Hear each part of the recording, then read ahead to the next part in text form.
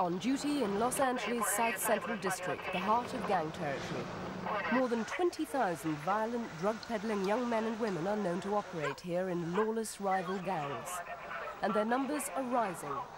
Many of them have firearms which they use indiscriminately against ordinary citizens or rival gang members. Faced with a multitude of crimes that include murder, rape, assault and drug peddling, the local police force is cracking down on gang violence in Los Angeles. The marijuana market is closed for now because I'm here. I'm the one that closed the shop. So if you want to keep your life, and you want to keep your money, and you want to keep your car, I suggest maybe you ought to leave the neighborhood.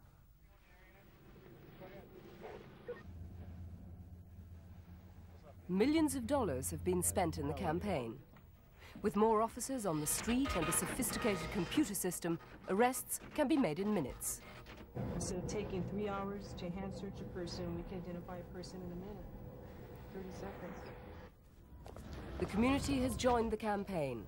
Vigilante groups patrol the streets, checking on suspects or threatening to boycott shops that sell the colors, the bandanas worn by gang members. Where are the blue bandanas? You had blue bandanas up here. That's not acceptable to be sold in this community. Right. Yeah, we'd like those. Thank you. Volunteers are working to clean up gang graffiti. And they're offering alternatives to youngsters who give up crime.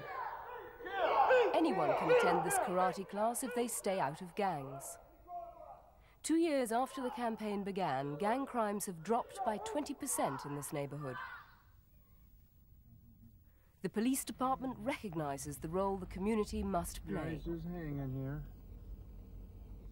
Deputy Police Chief Rathburn. We recognize that government alone and the police department representing government alone cannot solve all the problems in society. We have to have the parents and other people in the community participating in the process of policing their own neighborhoods. The response of the community has been overwhelming.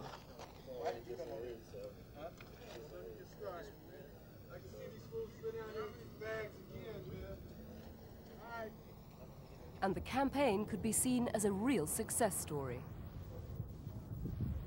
However, many of those still on the streets of the city, and even gang members, would disagree. It's like hell in Los Angeles. This is the worst place in the world to live. Everybody wants to come here and live, and this is a really bad place. What makes it so bad? The drugs and the gangs. If it wasn't for the drugs and the gangs, it'd be all right. But that's the problem.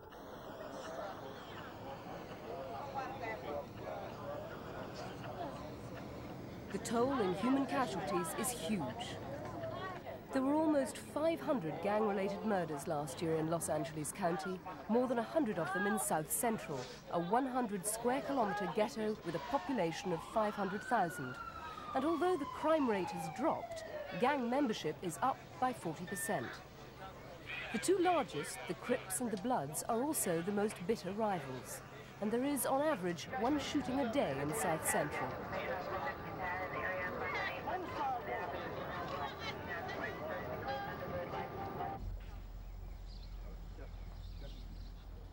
Arresting the culprits may act as a deterrent for a time, but lives are being wasted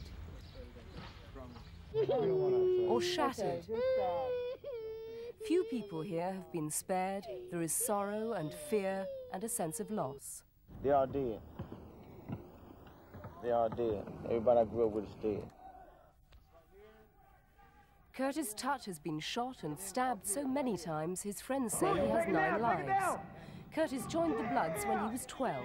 He now wants to stay out of gangs, but it's not easy to opt out. As long as he stays in the area, he remains a possible target in the gang war. He says his only safety is in firearms. He owns 4 sawn-off shotguns. And a 4.5.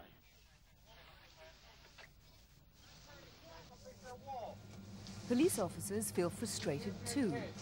When told the crime rate is dropping, they point to the youths they arrest who are back on the street the next day, armed and making hundreds of dollars every night, trading in hard drugs, which they often use themselves too. Which they place the cocaine at the end of this one, at this end where the wire mesh is at. They use a lighter, preferably a lighter. They light up the cocaine, inhale through this end, brings the cocaine through the fumes, and goes into their lungs.